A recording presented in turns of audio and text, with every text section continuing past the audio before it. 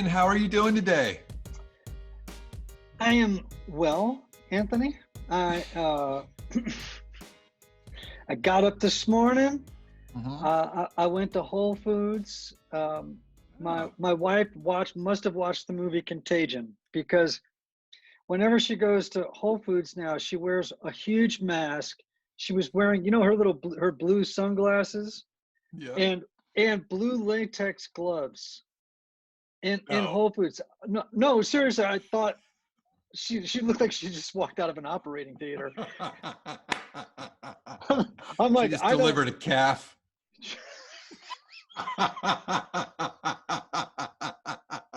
Large animal vet just delivered a calf. Seriously, I'm walking around the store, and every time she would like come toward me, I don't know you. That's hilarious. Oh man. Oh gosh. Well, she's not gonna get sick.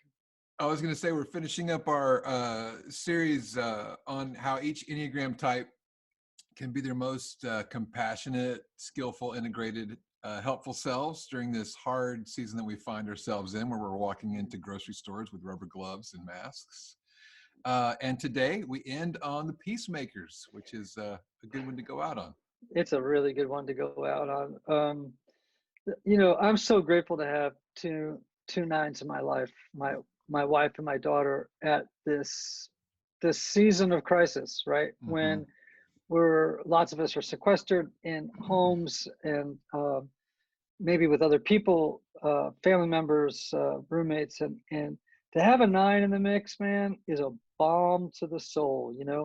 They are accepting, they're service oriented, they are they'll do stuff for you without requiring credit for it. And when people start rubbing each other the wrong way, which can happen in this season, they're who you want around. Like, let me give you an example of this. Like, when I go into one of my weird, panicked, anxious states, which, as you know, happens on a semi-regular basis, I'll just call my daughter Maddie, and just to hear her soothing voice, I mean, it is so calming that I don't even think 10 milligrams of Xanax would make me feel as easygoing as Maddie's voice. You know what I mean? Yeah. So they're good to have around right now. So uncertain times, let's have some nines. Totally. And I want to give a shout out to our good friend Randy Williams.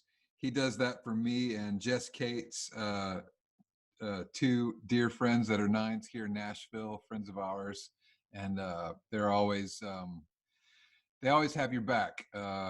It's always comforting to, like, as you say, to have a nine in your corner. So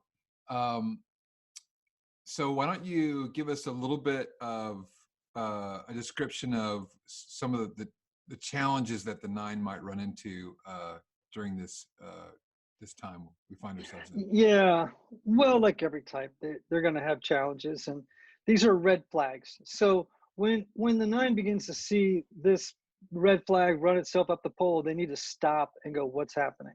Okay. What's happening? Unskillful nines, unhealthy nines, can be more ambivalent and indecisive than they already sort of innately are, right? They become a little too don't rock the boat, little too go with the flow. They hold back their own opinions and viewpoints when we really most need to hear them right now, right? And they can become more self-forgetting and spacey than they often are. They go up into the inner sanctum, and you'll see them kind of check out. So that's one thing, that a number of things among others that can begin to happen to nines under stress. So we want the nines, as we want all numbers to flourish during this time. So as we've done in the past, and I just want to encourage anyone who's watching this video, you can go back to all the previous episodes, and you give 2 to 3 tips for each Enneagram number during this time. And so let's do that for the nines today. Why don't you give us 2 or 3 tips on how they can flourish during this season? So, the defense mechanism for nines, sometimes it's called self-NARCOTIZation, which is actually just a fancy word for numbing. Okay. Numbing, right? So nines can check out sometimes. They'll check out by spinning on habits, over Mm, doing things over and over again, you know, turning to familiar solutions repeatedly, even mhm, ones that don't really work, you know. mm. They'll become passive. They may lay on the couch and binge on too much Netflix, which if you stop to think about it, that's every number on the Enneagram right now. So I guess at one level we're all nines, but We're all nines can moving to really, 9. go there, right? They may start to be eating sleeves of Oreos, and just checking out, you know. Now it's important to know why they're doing this. It's to dampen unacknowledged anger. Mm, This is okay. the checkout, okay? There's a purpose, there's method behind this madness, okay? And what they want is to dampen unacknowledged anger and desires, you know? Okay. Why? Because they so value inner peace and tranquility, okay? And when if you call them out on this, they may get defensive and say, you know, I'm really just relaxing. And then you have to go back to them and say, no, you're numbing. Mm, And there's a difference, that's right? good. If any message needs to get through to nines right now, is we need engaged, not disengaged people. That's If you're good. living, you know, you're living in a home with a lot of other people or roommates or whatever the case may be, we need you to be engaged, not disengaged from us. And it's always, well, it can be an extremely helpful theme when 9s show up. We've talked about that in past episodes as well. Let's move on to number 2. Tip number 2. Can you tell us a little more? Yeah. So problems can arise when nines begin to habitually agree with the agendas and the desires of others, okay? Okay. And then they'll begin to passively express their anger about feeling controlled by people with viewpoints and opinions, and become resentful, but you won't see it, right? Okay. Because the way it'll come out is with passive aggressive energy, Okay. right? Hmm. We need honest peacemakers who openly express viewpoints, opinions, and their desires and their wants. We can't afford to have, and I'm going to use a strong word here, but I'm going to use it for, well, I'm going to use it because it's true. Passive aggressive anger is toxic. And when you're feeling trapped in a house and somebody's leaking it, Mm. it creates more disharmony than the nine actually is trying to secure. You know, Wow, in that's other good. words, if a nine would just come right out and tell you what they wanted and desired, rather than just give in to what you wanted and desired, down the road they would have less conflict Right. Right. than if they Yep, had that just makes come out sense. in the beginning and said what they wanted, Right. That's right? good. So we need honest peacemakers who are openly expressing themselves, and you know, if they do that, if they're their best selves, man, they're arguably the greatest asset in the world in these uncertain times. Because Good. by nature, Hmm. when they're by nature when they're well, um, they embody the prayer of Julian of Norwich: "All shall be well, all shall be well, all manner of things shall be well." So when they're in that space and it's legit, Hmm. what more do we need? That's good. Yeah. All right. Well, let's move on to our last tip. Oh, there's another one. Hmm. Give us Yeah, something I to think. go out on.